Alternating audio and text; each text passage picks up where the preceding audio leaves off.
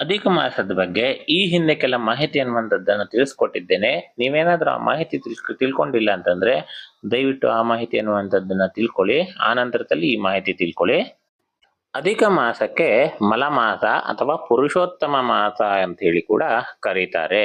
ಪುರುಷೋತ್ತಮ ಮಾಸ ಎಂದು ಏಕೆ ಕರೆಯಲಾಗ್ತದೆ ಅಂದ್ರೆ, ಪುರಾಣದ ಆರಂಭದ ಕಾಲದಲ್ಲಿ ಭಗವಂತ ಮಹಾವಿಷ್ಣುವು ಒಂದೊಂದು ದೇವತೆಗಳಿಗೆ ಒಂದೊಂದು ಮಾಸವನ್ನ ಹಂಚಲಿಕ್ಕೆ ಪ್ರಾರಂಭಿಸ್ತಾನೆ. ಆದರೆ ಅಧಿಕ ಮಾಸದ ಅಧಿಪತಿಯಾಗಲು ಯಾವುದೇ ದೇವತೆಗಳು ಕೂಡ ತಯಾರಾಗುವುದಿಲ್ಲ.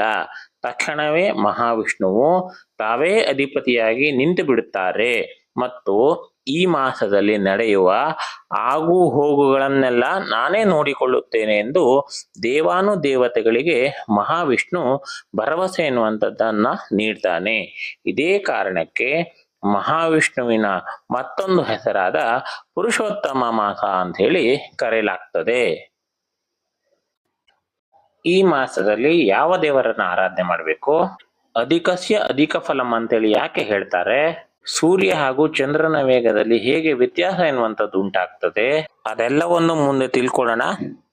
ನೀವೇನಾದ್ರೂ ಚಾನಲ್ಗೆ ಸಬ್ಸ್ಕ್ರೈಬ್ ಮಾಡ್ಕೊಂಡಿಲ್ಲ ಅಂತಂದ್ರೆ ದಯವಿಟ್ಟು ಸಬ್ಸ್ಕ್ರೈಬ್ ಮಾಡ್ಕೊಳ್ಳಿ.